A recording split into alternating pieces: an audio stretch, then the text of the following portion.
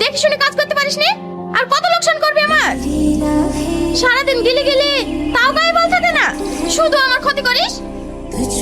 ও গো, ওকে মারছো কেন? ও কি ইচ্ছে করে ভেঙেছে নাকি? হাত ফসকে পড়ে ভেঙে গেছে তো ও কি করবে?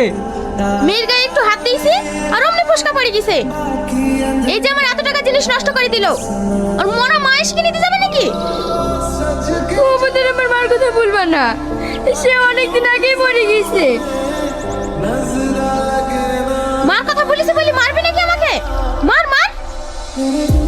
ও আমার মা মরে মেয়েটাকে এভাবে মারছো কেন?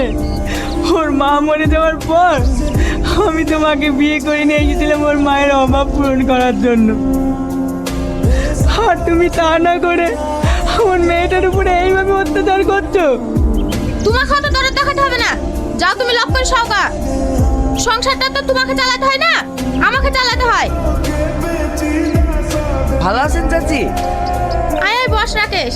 আচ্ছা চাচি, বাড়িতে কি ঝামেলা হয়েছে? সে কথা আর শুনিসনি? ওই তো একটু উপায় নাই, রাত দিন যান জীবন সব জ্বলে দিল।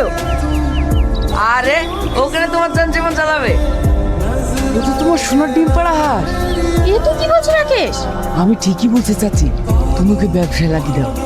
ব্যবসা মানে? তুমি রাত্রিবেলা চলে বেসো, আমি তোমাকে সব বুঝে করতে।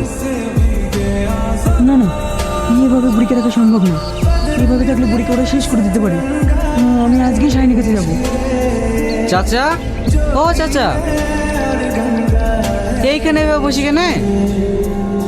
আমি তোমার বাড়িতেই যাচ্ছিলাম বাপ, শরীরটা খুব খারাপ করছিল তো, তাই এখানে বসে একটু হাঁপ লিছি।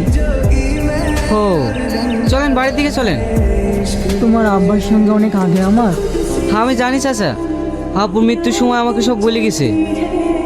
আমি সালমাকে বিয়ে করবো, আপনি কোনো চিন্তা করেন না চাচা। তুমি আমাকে বাঁচালে বাপ, কালকে তাহলে তুমি সালমাকে দেখতে এসো। না চাচা, সেই ছোটবেলায় সালমাকে দেখেছিলাম, এরপরে দেখলে ওকে বউ হিসাবে দেখবো। শাইন, তোমার মাকে তো দেখছিনি, কোথাও গেছে নাকি? হ্যাঁ চাচা, মা একটু রুমিকে নিয়ে মামাদের বাড়ি গেছে। ঠিক আছে বাপ, তাহলে আজ আমি আসি। কি গো ড্রাইভার, গাড়ি থামালে কেন? সামনে কি একজন অজ্ঞান হয়ে পড়ে আছে, কি করে যাব?